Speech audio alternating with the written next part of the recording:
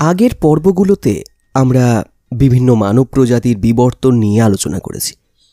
বুদ্ধিভিত্তিক বিপ্লব থেকে শুরু করে কৃষি বিপ্লব পর্যন্ত আমাদের সেপিয়েন্স পূর্বপুরুষদের জীবনযাপন কেমন ছিল সেটাও কিছুটা জানার চেষ্টা করেছি।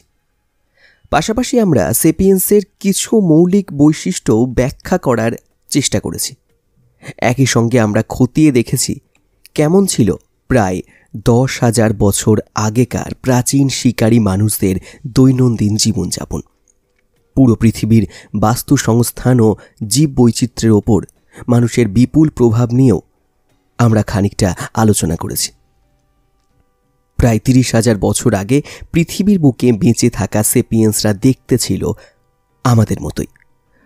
আমাদের মতো করে তারা ভাবত আর অনুভব করতে পারত।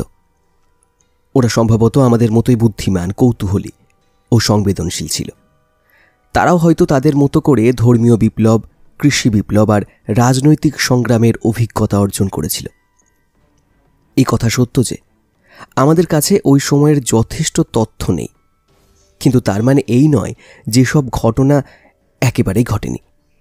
আমরা জানি না কৃষি বিপ্লবের ফলে একদল প্রান্তিক কৃষক ও মজুর আবির্ভাব হয়েছিল, কিন্তু অদ্ভুত ব্যাপার হলো আমাদের পূর্বপুরুষ শিকারী মানুষদের জীবন অনেক দিক থেকেই তাদের উত্তরসূরি সেই সব কৃষক ও মজদুরদের চেয়ে অনেক উন্নত ছিল। এ থেকে একটি প্রশ্নের উদয় হয়, যদি শিকারী মানুষদের সময়ে জীবন এতই ভালো ছিল তাহলে কৃষি বিপ্লবটা হলো কেন? এই পর্বে আমরা সেই প্রশ্নের উত্তরই খুঁজব। তারপর আমরা শিকারী জীবন থেকে কৃষিভিত্তিক জীবনের এই পট পরিবর্তন মানব সমাজ ও তার পারিপার্শ্বিকের ওপর কতটা গভীর প্রভাব বিস্তার করেছে তা নিয়ে আলোচনা করব। মানব প্রজাতি প্রথম 25 লাখ বছর পর্যন্ত কৃষিকাজ ছাড়াই বেশ ভালোই মানিয়ে নিয়েছিল।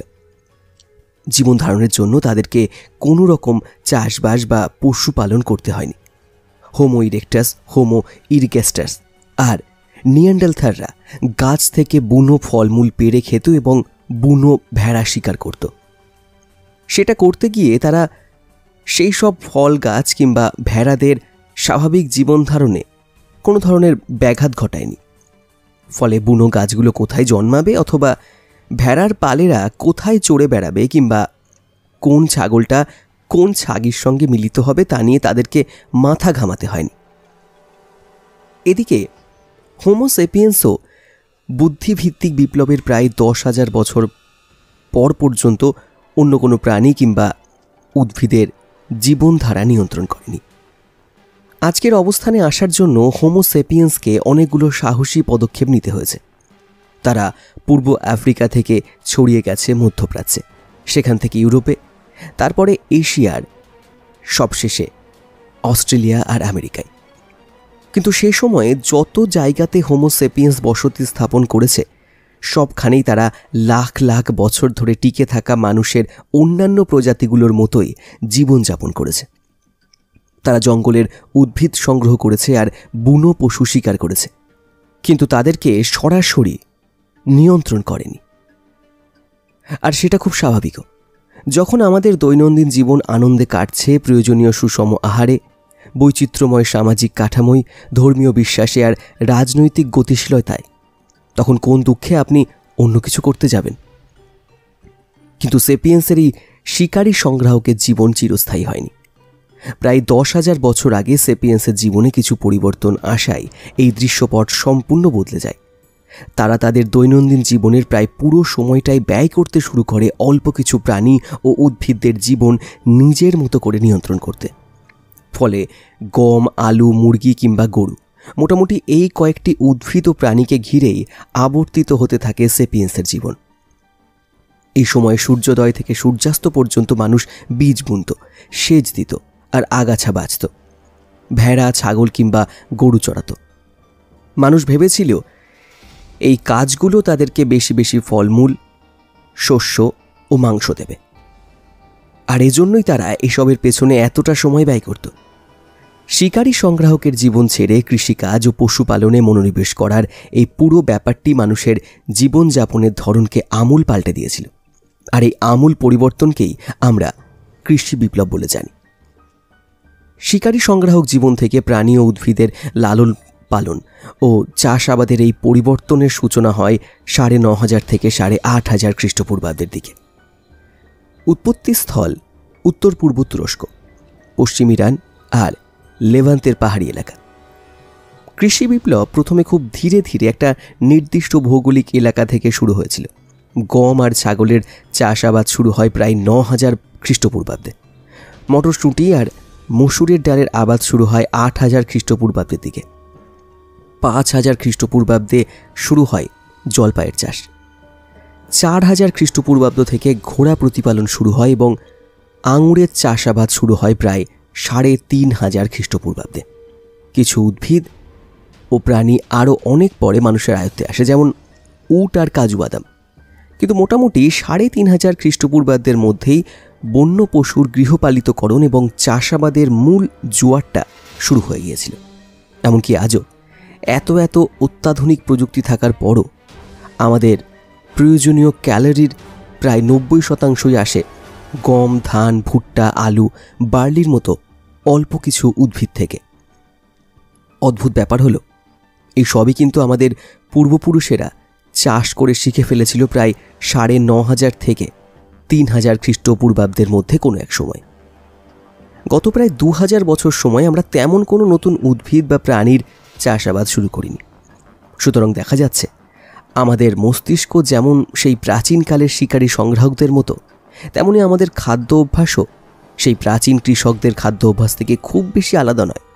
অথচ আমরা নিজেরা নিজেদের কতটাই বা আধুনিক মনে করি। বিশেষজ্ঞরা একসময় মনে করতেন যে মধ্যপ্রাচ্যের একটা নির্দিষ্ট অঞ্চলেই প্রথমে কৃষিকাজ শুরু হয় এবং সেখান থেকেই তা ছড়িয়ে যায় ইউরোপ, এশিয়া সহ সারা পৃথিবীতে। কিন্তু এই মতবাদটি এখন আর তেমন গ্রহণযোগ্য নয়। এখন বিশেষজ্ঞরা এ বিষয়ে একমত হয়েছেন যে কৃষিকাজ পৃথিবীর বিভিন্ন প্রান্তে সম্পূর্ণ স্বতন্ত্রভাবে তার যাত্রা শুরু করে। মধ্য আমেরিকার মানুষেরা যখন ভুট্টা কিংবা শিমের চাষ শুরু করেছে, তারা তখন জানতই না যে তখনই বা তার আগে থেকেই মধ্যপ্রাচ্যে মটরশুঁটি কিংবা গমের চাষ চলছে। দক্ষিণ আমেরিকানরা যখন আলুর চাষ শুরু করেছিল বা লামা পোষ মানিয়েছিল, তখন তারা জানতও না মেক্সিকো কিংবা লেভান্তে কী হচ্ছিল। চীন প্রথম ধান আর ভুট্টা চাষে বৈপ্লবিক পরিবর্তন শুরু করেছিল। একই সঙ্গে তারা শূকর পুষতেও শুরু করেছিল। যেসব গোষ্ঠী খাবার উপযোগী লাউ উৎপাদনের জন্য জমি নিড়াতে ক্লান্ত হয়ে ওসব বাদ দিয়ে মিষ্টি কুমড়ো চাষ করা শুরু করেছিল, তারাই আসলে উত্তর আমেরিকার প্রথম দিককার কৃষক। নিউগিনির লোকেরা আখ আর কলার চাষ আয়ত্ত এনে ফেলেছিল, আর ওদিকে পশ্চিম আফ্রিকার কৃষকরা তাদের প্রয়োজন অনুযায়ী আফ্রিকান ভুট্টা, আফ্রিকান ধান, ভুট্টা আর গমের চাষ শুরু করেছিল। এরকম কয়েকটা জায়গা থেকে একসঙ্গে শুরু হয়ে আস্তে আস্তে কৃষিকাজ সারা দুনিয়ায় ছড়িয়ে পড়ল। এরই ফলে খ্রিস্টের জন্মের মোটামুটি প্রথম শতকের মধ্যেই সারা পৃথিবীর প্রায় সব মানুষই কৃষি নির্ভর হয়ে গেল। এখন প্রশ্ন উঠতে পারে, কেন কৃষি বিপ্লব মধ্যপ্রাচ্য, চীন, মধ্য আমেরিকার নিউগিনির মতো নির্দিষ্ট কিছু জায়গায় ঘটল? অস্ট্রেলিয়া বা আলাস্কার মতো অন্য কোনো জায়গায় সেটার সূচনা হলো না কেন? এই প্রশ্নের উত্তর খুব সোজা। সেই সময় প্রাণী বা উদ্ভিদের বেশিরভাগ প্রজাতিই পোষ মানানো কিংবা চাষাবাদের জন্য উপযুক্ত ছিল না। সেপিয়েন্স মাটির তলা থেকে সুস্বাদু ছত্রাক সংগ্রহ করতে পারত কিংবা পারত বিশাল পশমি ম্যামথ শিকার করতে, কিন্তু এসবের কোনোটাকেই পোষ মানানো বা চাষাবাদ সম্ভব ছিল না। একদিকে ছত্রাকগুলো যেমন ছিল রহস্যময়, অন্যদিকে বড় বড় প্রাণীগুলো ছিল বেশ হিংস্র। আমাদের পূর্বসূরীরা হাজারখানেক প্রজাতির উদ্ভিদ থেকে খাবার সংগ্রহ করত বা প্রাণী শিকার করত। তাদের মধ্যে মাত্র অল্প কিছু প্রজাতি পোষ মানানো কিংবা চাষাবাদের জন্য উপযুক্ত ছিল। সেই অল্প কিছু প্রজাতি মধ্যপ্রাচ্য আর মধ্য আমেরিকার মতো কিছু নির্দিষ্ট জায়গাতেই পাওয়া যেত। আর সেই কারণেই কৃষি বিপ্লব অন্য কোনো জায়গায় না হয়ে ওই জায়গাগুলোতেই প্রথম ঘটে। কৃষির উত্থান একটিমাত্র উৎস থেকে শুরু হয়েছিল। একসময় বিশেষজ্ঞরা শুধু এটা দাবি করেই ক্ষান্ত হননি, বরং তাদের অন্যতম দাবি ছিল যে কৃষি বিপ্লব ছিল মানবজাতির অগ্রসরতার পথে এক বিশাল পদক্ষেপ। অনেকের যুক্তি ছিল এই যে বিবর্তন সহ সহস্র বছর ধরে ক্রমান্বয়ে বেশি বেশি বুদ্ধিমান মানুষ তৈরি করেছে, আর মানুষ যত বেশি বুদ্ধিমান হয়েছে তারা তত ভালোভাবে প্রাণী এবং উদ্ভিদের প্রজনন পদ্ধতি বুঝতে পেরেছে। এর ফলে ভেড়া, ছাগল, মুরগি, গম, আলু এবং এরকম আরও কিছু প্রাণী ও উদ্ভিদের জীবনচক্র নিয়ন্ত্রণ করতে সক্ষম হয়েছে মানুষ। এবং এই নিয়ন্ত্রণ প্রক্রিয়া যখনই তাদের রপ্ত হলো, তখনই তারা খুব আনন্দের সঙ্গে তাদের কঠিন ও ভয়ঙ্কর শিকারী সংগ্রাহক জীবন ছেড়ে অপেক্ষাকৃত সহজ ও শান্তির কৃষি জীবন বেছে নিল। কয়েক যুগ আগ পর্যন্ত বেশিরভাগ মানুষই এটাই মনে করত, এমনকি আজও যারা আধুনিক বিজ্ঞানের অগ্রসরতার সম্পর্কে খুব বেশি খবর রাখেন না, তারা এই গল্পেই বিশ্বাস করে বসেন। কিন্তু এই গল্পের পুরোটাই আসলে একটা কল্প কাহিনী ছাড়া আর কিছু নয়। আমরা এখনও এমন কোনো অকাট্য প্রমাণ খুঁজে পাইনি যেটা দেখে বলা যাবে কৃষি বিপ্লবের সময় মানুষ আরও বুদ্ধিমান হয়ে উঠেছিল। বরং সত্যি হলো, শিকারী সংগ্রাহকেরা কৃষি বিপ্লবের আরও অনেক আগে থেকেই উদ্ভিদ ও প্রাণীদের প্রজনন পদ্ধতি সম্বন্ধে জানত।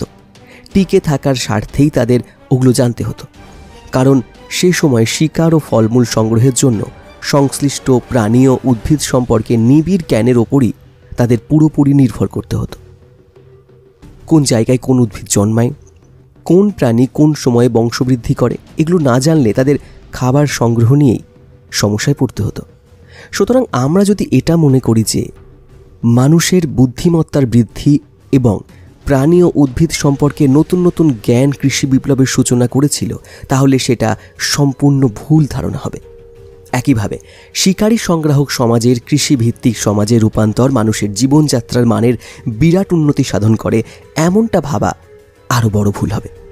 মোদ্দা কথা হলো, কৃষকরা যে তাদের পূর্বসূরি শিকারীদের চেয়ে উন্নত জীবনযাপন করত, এটা ভাবার নেহাতি বোকামি। কারণ বেশিরভাগ কৃষকের তুলনায় তাদের পূর্বসূরি শিকারী সংগ্রাহকেরা অপেক্ষাকৃত উন্নত জীবনযাপন করত। তারা সুষম খাবার খেত, অপেক্ষাকৃত কম সময় কাজ করত এবং তারা কৃষকদের তুলনায় অনেক বেশি সময় মজার কাজ করে কাটাত। তাছাড়া তাদের সম্ভবত দুর্ভিক্ষ, রোগ জীবাণু এবং মানুষের প্রতিহিংসার মতো বিষয়গুলোর সম্মুখীন হতে হতো না।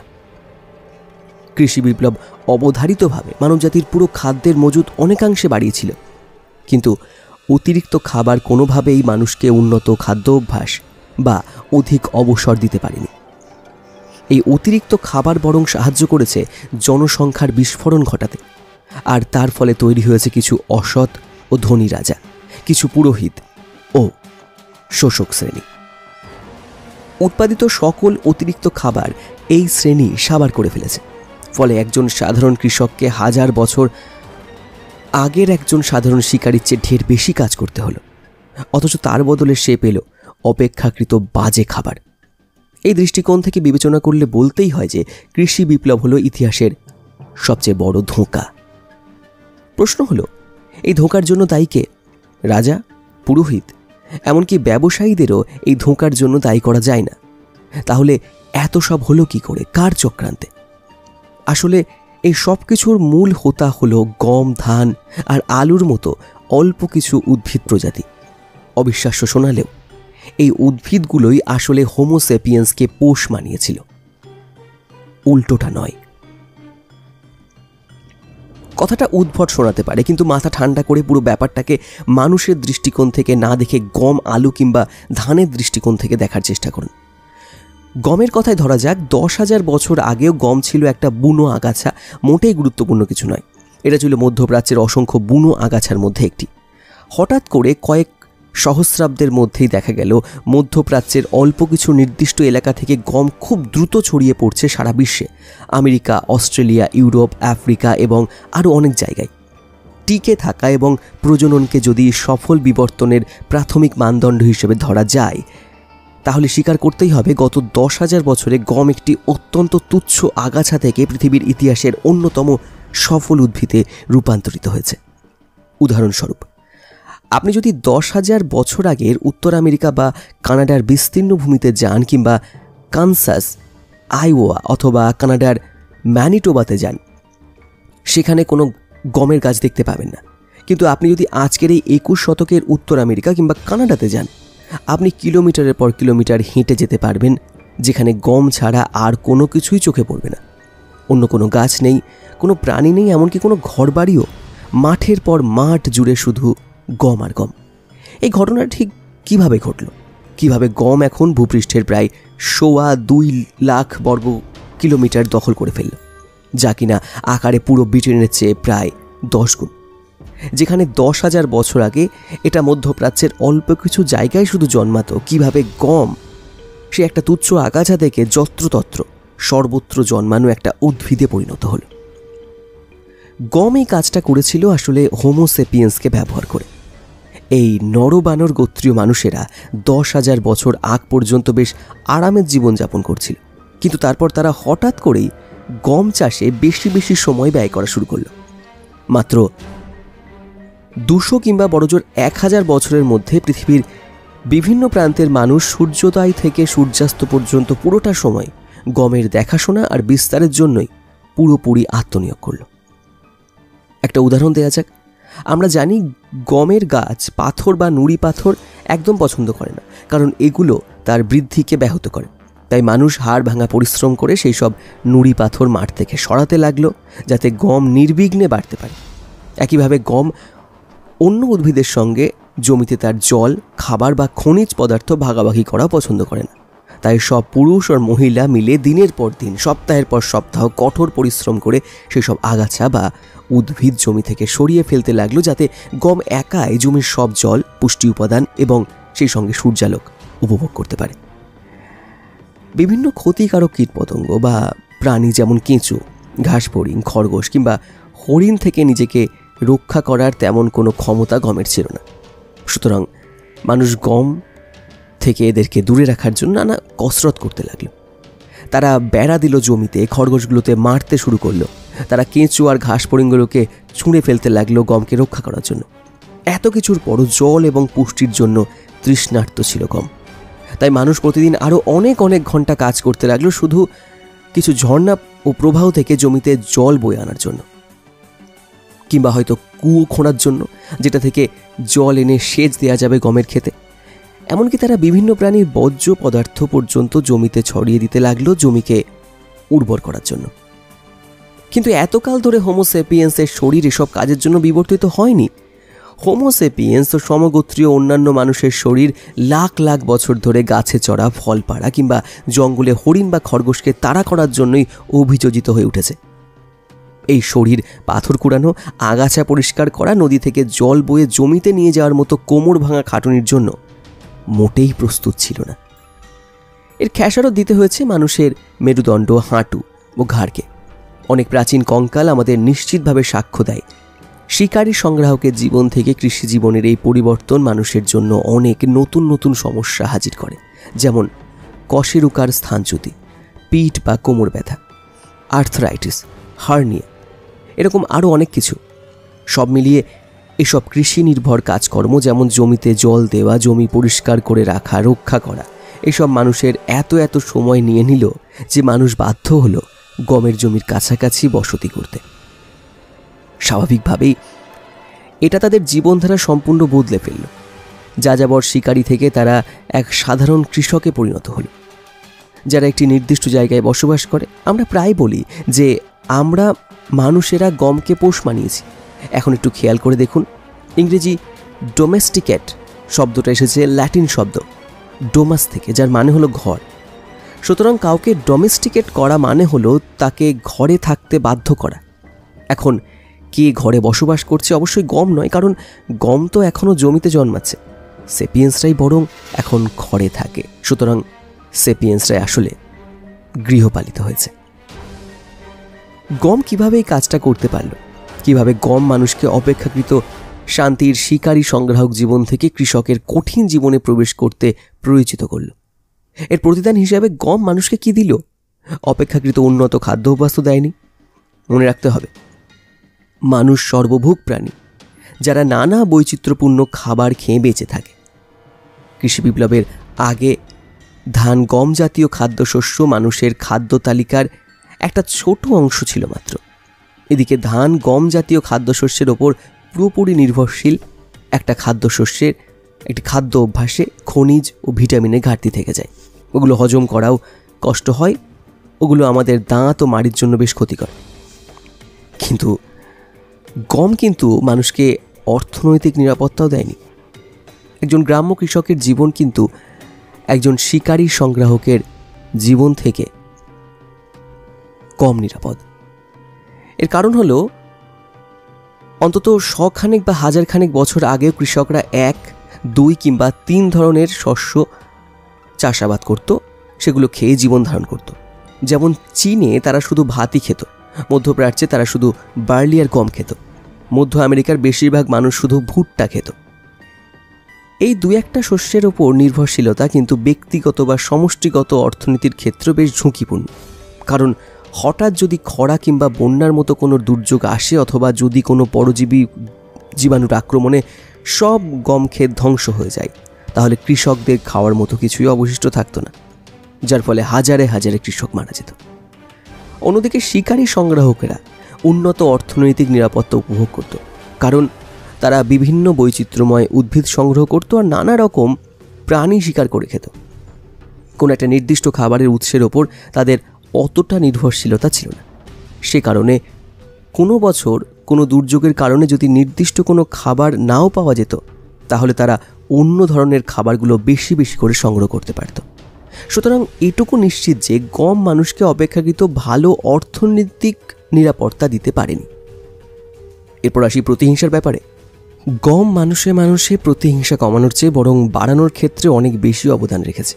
মনে রাখা প্রয়োজন, প্রথম দিককার গ্রাম্য কৃষকরা সম্ভবত তাদের শিকারী পূর্বপুরুষদের সমান অথবা তার চেয়ে বেশি হিংস্র ছিল। কৃষকদের কাছে তুলনামূলক অনেক বেশি মজুত করা জিনিসপত্র থাকত। চাষাবাদের জন্য জমিও আগলে রাখতে হতো। প্রতিবেশী কোনো দলের হামলায় পশু চড়ানোর মাঠ হারানোটা তাদের জন্য ছিল জীবন মরণের ব্যাপার। সুতরাং মীমাংসা বা সমঝোতা করার তেমন কোনো সুযোগই ছিল না। অন্যদিকে শিকারী সংগ্রাহক কোনো গোষ্ঠী অন্য গোষ্ঠীর হামলার শিকার হলে ওই এলাকা থেকে চলে যাওয়ার সিদ্ধান্ত নিতে পারত। সেটা কঠিন আর বিপজ্জনক ছিল বটে, কিন্তু একই সঙ্গে যুক্তিসঙ্গতও ছিল। এদিকে কোনো কৃষিভিত্তিক গ্রামে কোনো শক্তিশালী শত্রুর আক্রমণ হলেও পিছু হটার তেমন কোনো উপায় ছিল না, কারণ পিছু হটার মানে দাঁড়াতো ফসলের জমি, ঘরবাড়ি, মজুদ শস্য সবই হারানো। বেশিরভাগ ক্ষেত্রে এরকম হলে না খেতে পেয়ে মরা ছাড়া আর কোনো গতি ছিল না তাদের। সেজন্যই কৃষকরা বাধ্য হয়েই একজোট হয়ে শেষ পর্যন্ত লড়াই করে যেত। বিভিন্ন নৃতাত্ত্বিক ও প্রত্নতাত্ত্বিক গবেষণা থেকে জানা যায়, খুব সাধারণ কৃষিভিত্তিক সমাজেও মানব মৃত্যুর প্রায় 15% জন্য দায়ী ছিল মানুষে মানুষে প্রতিহিংসা, যার মধ্যে আবার 25% শুধু পুরুষের মৃত্যু। এখনকার নিউ গিনিতে দানি নামক একটি কৃষিভিত্তিক সম্প্রদায়ের 30% পুরুষের মৃত্যু হয় প্রতিহিংসাবশত। আবার অন্য একটি সম্প্রদায় এঙ্গাতেও এই হার 35%। এদিকে ইকুয়েডর ওয়েরানি সম্প্রদায়ের প্রাপ্তবয়স্কদের প্রায় 50% নৃশংসভাবে অন্য কোনো মানুষের হাতে মৃত্যুবরণ করে। সুতরাং এইসব পরিসংখ্যান থেকে বলা যায়, গম মানুষকে অন্য মানুষের প্রতিহিংসা থেকে কোনো নিরাপত্তা তো দেয়নি, বরং উল্টো আরও প্রতিহিংসা ছড়িয়েছে। প্রতিহিংসা জিনিসটা পরবর্তী সময় অনেকটা কমে এসেছে শহর কিংবা সাম্রাজ্যের মতো আরও বড় সামাজিক কাঠামো তৈরির পর। কিন্তু এত বড় এবং কার্যকর রাজনৈতিক কাঠামো তৈরি করতে মানুষের হাজার হাজার বছর সময় লেগে গেছে। গ্রাম্য জীবনযাপন কৃষকদের প্রথম দিকে কিছু সুযোগ সুবিধা দিয়েছিল। বন্যজন্তু, বৃষ্টি আর ঠান্ডা থেকে একটু ভালোভাবে রক্ষা পেত তারা। তারপরও একজন সাধারণ কৃষকের জন্য সুবিধার চেয়ে অসুবিধাটাই বেশি ছিল। কিন্তু এই তথ্যটা আধুনিক সমাজের মানুষেরা খুব সহজে হজম করতে পারে না। যেহেতু আমরা এখন খাবারের প্রাচুর্য আর নিরাপত্তা উপভোগ করছি, আর এগুলো কৃষি বিপ্লবের ফলেই সম্ভব হয়েছে, তাই আমরা ধরেই নিই কৃষি বিপ্লব অবশ্যই মানব সভ্যতার অগ্রগতির একটি প্রধান ধাপ। কিন্তু শুধু আজকের দৃষ্টিভঙ্গি দিয়ে চিন্তা করে হাজার বছরের ইতিহাসকে পুরোপুরি অস্বীকার করা আমাদের একেবারে উচিত হবে না। এর যে পুরো ব্যাপারটাকে বরং প্রথম শতকের চীন দেশের 3 বছর বয়সী অপুষ্টিতে ভোগা মৃতপ্রায় ক্ষুধার্ত একটি শিশুর দৃষ্টিভঙ্গি থেকে দেখা উচিত, যার বাবার চাষাবাদের ভরাডুবির কারণেই হয়তো তার এই অবস্থা। এরপরেও কি সে এভাবে বলবে যে আমি অপুষ্টিতে মরতে বসেছি, কিন্তু তাতে কি, আগামী 2000 বছরের মধ্যে মানুষের খাবারের আর কোনো অভাব তো হবেই না, বরং তারা বড় বড় শীততাপ নিয়ন্ত্রিত ঘরে অনেক আরামে থাকতে পারবে। সুতরাং আমরা আজকের কষ্ট ভবিষ্যতের মানুষের জন্য এক মহান আত্মত্যাগ হয়ে থাকবে। তাই যদি হয়, তাহলে প্রশ্ন উঠবে যে গম সেই সব কৃষক, দিনমজুর কিংবা সেই অপুষ্টিতে ভোগা চীনা শিশুটিকে কি এমন দিয়েছিল যে মানুষ কৃষিকাজের ওই কঠিন জীবন বেছে নিল? উত্তরটা হলো, গম কোনো একজন নির্দিষ্ট মানুষকে তেমন কিছুই দেয়নি। কিন্তু হোমো সেপিয়েন্সের পুরো প্রজাতিকে সামগ্রিকভাবে একটা জিনিস দিয়েছিল। গম চাষের ফলে কোনো নির্দিষ্ট এলাকায় আগের চেয়ে অনেক বেশি খাবার উৎপাদন সম্ভব হয়েছিল। হোমো সেপিয়েন্স অনেক বেশি পরিমাণে খাবার পেয়েছিল কৃষির মাধ্যমে, যেটা তারা শিকারী সংগ্রাহক জীবনে প্রাকৃতিকভাবে বেড়ে ওঠা উদ্ভিদ বা প্রাণী থেকে পায়নি। আর এই অতিরিক্ত খাবার খুব দ্রুত গতিতে হোমো সেপিয়েন্সের সংখ্যা বাড়িয়ে তুলতে সাহায্য করল। এর ফলে একই এলাকায় আরও অনেক বেশি মানুষের বসবাস করা সম্ভব হলো। উদাহরণস্বরূপ জেরিকোর মরুদ্যানের কথাই ধরা যাক। হালে যার নাম প্যালেস্টাইন, জেনে রাখা ভালো, ইতিহাসের প্রথম গ্রামটি গড়ে উঠেছিল প্রায় 9000 বছর আগে। সুতরাং আমরা যদি 13,000 বছর আগের জেরিকোর মরুদ্যানে ফিরে যাই, যখন মানুষ বুনো লতাপাতা সংগ্রহ করে আর পশু শিকার করে বেঁচে থাকতো, তাহলে দেখতে পাবো যে জেরিকোর মরুদ্যান ও তার আশেপাশের এলাকায় সাকুল্যে হয়তো 100 জন স্বাস্থ্যবান মানুষের একটা ভবঘুরে গোষ্ঠীর ঠিকমতো খাওয়া পড়ার সুযোগ ছিল। এখন আমরা যদি আরও সামনে এগিয়ে 8000 খ্রিস্টপূর্বাব্দের দিকে যাই, তাহলে দেখতে পাবো জেরিকোর মরুদ্যানের বুনো লতাপাতাগুলো সরে গিয়ে গমের জন্য জায়গা করে নিয়েছে। জেরিকো এখন আরও অনেক বেশি মানুষের খাবারের যোগান দিতে পারছে। এমনকি এখন প্রায় 1000 লোকের একটি গ্রাম টিকে আছে। অবশ্য সেই গ্রামের মানুষেরা বেশিরভাগ সময়ই রোগ, শোক আর অপুষ্টিতে ভুগছে। দুর্ভাগ্যজনকভাবে বিবর্তনীয় দৃষ্টিভঙ্গিতে কোনো একটি প্রজাতির সাফল্যের মূল্যায়ন ক্ষুধা, যন্ত্রণা, সুখ কিংবা দুর্দশা দিয়ে হয় না, হয় শুধু ডিএনএর অনুলিপির সংখ্যার বিচারে। ঠিক যেমন একটি কোম্পানির অর্থনৈতিক সাফল্য শুধু অ্যাকাউন্টে কত টাকা আছে সেটা দিয়ে মাপা হয় না, তার কর্মচারীরা সুখী কিনা সেটা দিয়েও নয়। একইভাবে একটি প্রজাতির বিবর্তনের সাফল্য মাপা হয় তার কতগুলো ডিএনএ অনুলিপি টিকে আছে সেটা দিয়ে।